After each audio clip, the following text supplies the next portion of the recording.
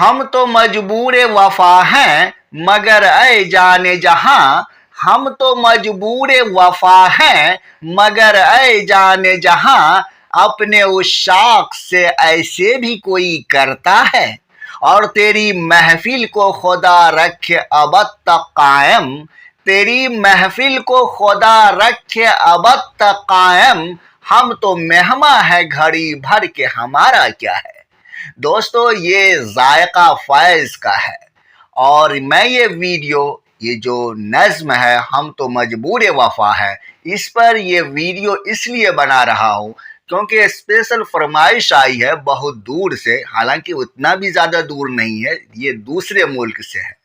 दूसरा मुल्क बांग्लादेश से है। बांग्लादेश से हमारे दोस्त है अब्दुल समद साहब, उनकी ये स्पेशल फरमाइश आई है। उन्होंने मुझे मैसेज किया है कि इस नज़्म की तशरीह पर एक वीडियो बनाई जाए, तो मैंने सोचा कि इतने दूर से मैसेज आया है तो मैं इस पर एक वीडियो बनाता हूँ कि क्या कुछ इस नज़्म में फैज़ अहमद फैज़ ने एक्सप्लेन करने की कोशिश की है। तो आइए दोस्तों वीडियो का बाज़ाब्ता आगाज़ करते हैं।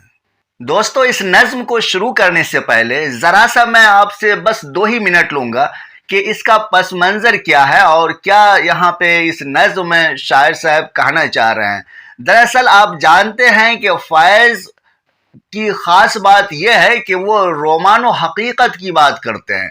रोमानो हकीकत का बहुत खूबसूरत इम्तिजाज मिलता है उनके यहाँ, तो वही रंग आपको यहाँ नज़र आएगा। इस नज़्म में शायर अपने वतन से मुखातिब है, अपने वतन को अपने वतन से अपनी मोहब्बत का इजहार करते हैं, बल्कि शदीद मोहब्बत का इजहार करते हैं और अपने वतन से इस तरह मुखातिब हैं कि गोया वो कहना चाह रहे हैं कि मैं अपने वतन के लिए, जो कि मेरा महबूब है, इस शेर में, इस नज़्म में शायर ने वतन को महबूब कहा है। और आप जानते हैं कि फैज़ के यहाँ दीगर नज़्में भी हैं तो वहाँ भी उन्होंने अपने वतन को ही महबूब कहा है। आप उनकी नज़्म पढ़िए दो इश्क, तो वहाँ भी आपको बिल्कुल ज़्यादा क्लियर तरीके से उन्होंने बयान किया है। और दो इश्क जो है, तो इस नज़्म की भी तशरीह हमने डाला है चैनल पे, तो वहाँ से भी आप देख सकते हैं। तो पता है चला कि इस नज़्म में शायर अपने महबूब से, यानी कि वतन से, जो कि उनका महबूब है, तो उनसे मुखातिब है।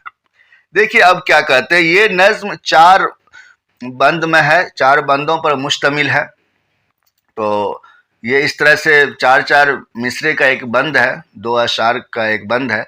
देखिए शायर कहता है कि तुझको कितनों का लहू चाहिए ऐ अर्ज़े वतन, जो तेरे आरिज़े गुल रंग को गुलनार करें। और कितनी आहों से कलेजा तेरा ठंडा होगा, कितने आंसू तेरे सहराओं को गुलजार करें।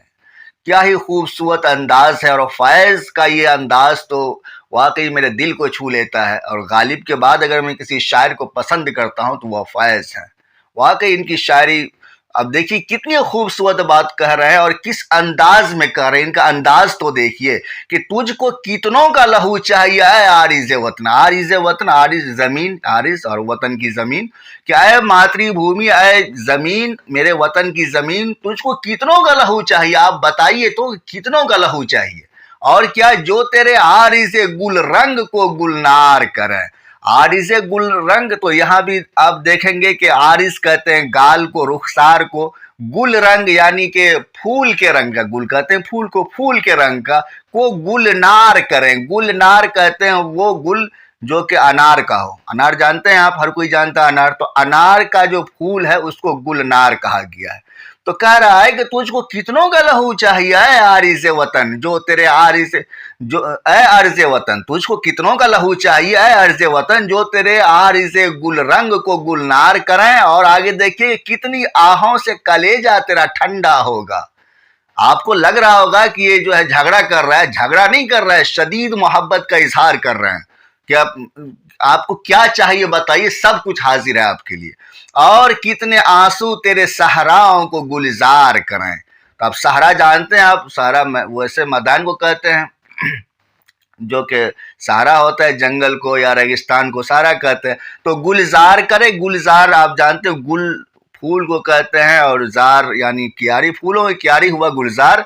तो इस खूबसूरत अंदाज में शायर अपने वतन से मुखातिब है کہ آپ بتائیے کہ آپ کو کیا چاہیے، آپ کے لیے تو سب کچھ قربان ہے، جو آپ کہیں گے وہ سب چاہیے، اور اتنی چیزوں کے انہوں نے ذکر کیا ہے۔ فاسٹ چل رہے ہیں، کوئی بہت زیادہ مشکل الفاظ نہیں ہیں، تو یہاں اس بند میں آتے ہیں۔ دیکھیے شاعر کہتا ہے کہ تیرے ایوانوں میں پرزے ہوئے پیما کتنے، کتنے وعدے جو نہ آسودہ اقرار ہوئے، کتنی آنکھوں کو نظر کھا گئی مداحوں کی، خواب کتنے تیری شاہراہوں میں سنگسار ہوئے۔ تو کتنے تیرے ایوانوں میں پرزے ہوئے پیما کتنے، پیما کس کو کہتے ہیں بھائی؟ پیما کہتے ہیں کہ جیسے قول و قرار ہوتا ہے نا، عہد و پیما بھی آپ پڑھے ہوں گے، تو وہ قول و قرار کو ہی پیما کہتے ہیں، عہد قول قرار اس طرح سے۔ پرزے ہونا مطلب کہ بیکار ہو جانا، ہم کسی کاغذ کو پھاڑ کے پھینک دیتے ہیں تو پرزا کر کے پھاڑ دیے، تو وہ اس کو کہتے ہیں کہ پرزا ہونا۔ تیرے ایوانوں میں پرزے ہوئے پیما کتنے، کتنے عہد قول قرار سب ختم ہو گئے، پرزا ہو گیا، ختم ہو گیا۔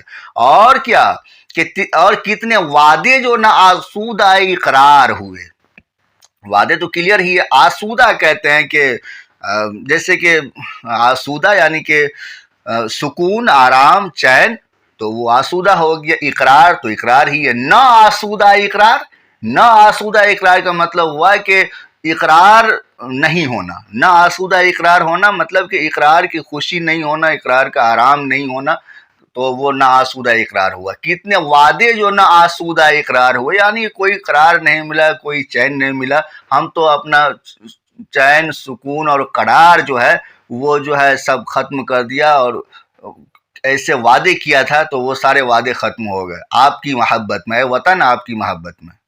اور کتنی آنکھوں کو نظر کھا گئی مداحوں کی، یہ جو مداح آپ نے دیکھا یہ مداح ہے نا، تو ایک تو ہوتا ہے ممدوح جو آپ قصیدہ میں پڑھتے ہیں کہ ہم اگر جس کی تعریف کرتے ہیں تو وہ ہوا ممدوح، ٹھیک ہے، اور تعریف کرنے والا مداح کہلاتا ہے، تعریف کرنے والا مداح، جس کی تعریف کی گئی وہ ممدوح ہے، تو اسی کا پورل یہاں مداحوں استعمال ہوا ہے۔ کتنی آنکھوں کو نظر کھا گئی مداحوں کی، یعنی کہ جتنی بھی تعریفیں چل رہی تھی اور آپ کی تعریف جتنے بھی لوگ کر رہے تھے تو وہ سب ختم ہو گئے، اور وہ سب آپ کو ایک طرح سے اپنی محبت کا احساس دلا رہا ہے کہ ہم نے اتنا آپ کے لیے کیا ہے۔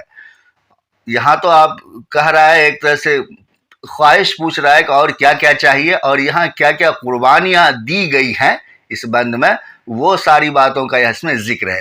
خواب کتنے تیرے شہراہوں میں سنگسار ہوئے، سنگسار جانتے ہیں، سنگ کہتے ہیں پتھر کو، سنگسار کر دینا یعنی پتھر سے اس کو وہ کر دینا، اس میں سزا بھی ہے نا کہ پتھر مار مار کے اگر کسی کو مار دیا تو کہتے ہیں سنگسار کر دینا، پتھر سے ڈھک دینا۔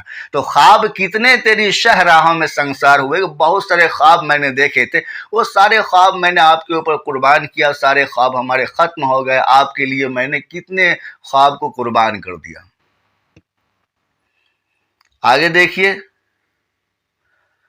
بلا کشان محبت پہ جو ہوا سو، یہ کشان نہیں کشان پڑھیں گے، اس کو کشش لفظ سے بنا ہے۔ کشان محبت یعنی کہ وہ انسان جس کو کہ محبت کی کشش نے اپنے اندر کھینچ لیا ہو، ہے نا، تو اس کو کہیں گے کشان محبت۔ بلا کشان محبت پہ، یہ بھی بعض لوگ محبت پڑھتے ہیں، میم پر پیش نہیں ہوتا ہے، میم پر زبر ہوتا ہے، وہ یہ محبت ہے، محبت نہیں ہے۔ بلا کشان محبت پہ جو ہوا سو ہوا، جو مجھ پہ گزری مت اس سے کہو، ہوا سو ہوا، اور مبادا ہو کوئی ظالم تیرا گریباں گیر، لہو کے داغ تو دامن سے دھو، ہوا سو ہوا۔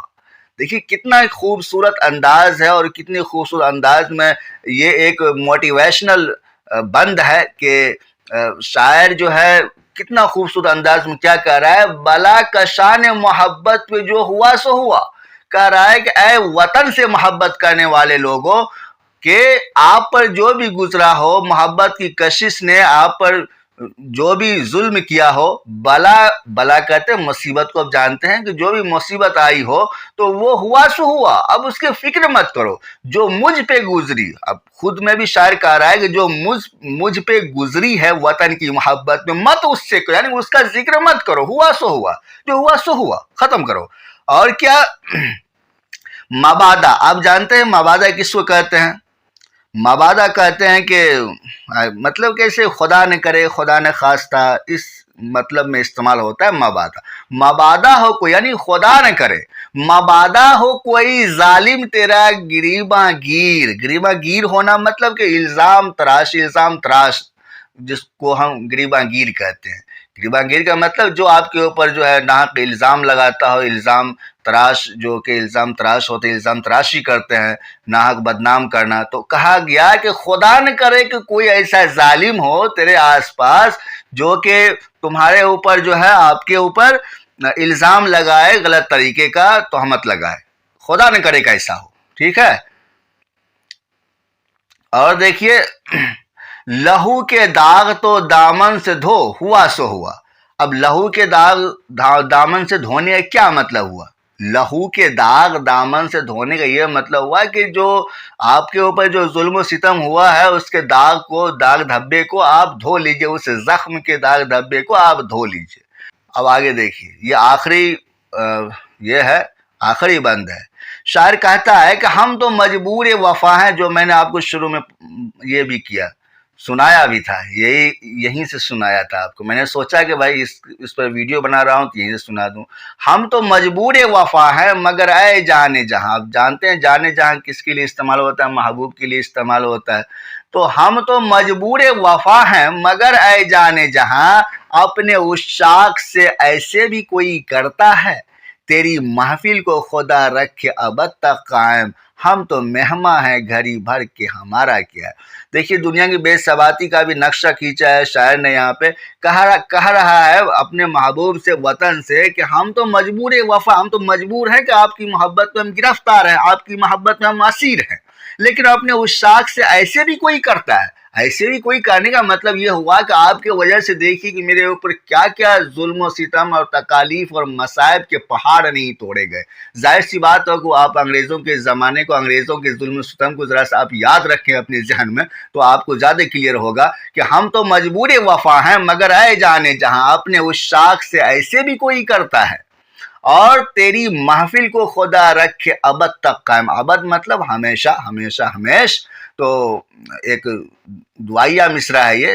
اور ہم تو مہماں ہیں گھڑی بھر کے ہمارا کیا. ہم تو مہماں ہیں گھڑی بھر کے مطلب کہ ہم تو مر جائیں گے, ظاہر ہے, تو ہمارا کیا ہے, ہم تو مر جائیں گے, لیکن اے وطن آپ ہمیشہ آباد رہیں اور اللہ پاک خدا پاک آپ کو ابد تک قائم و دائم رکھے.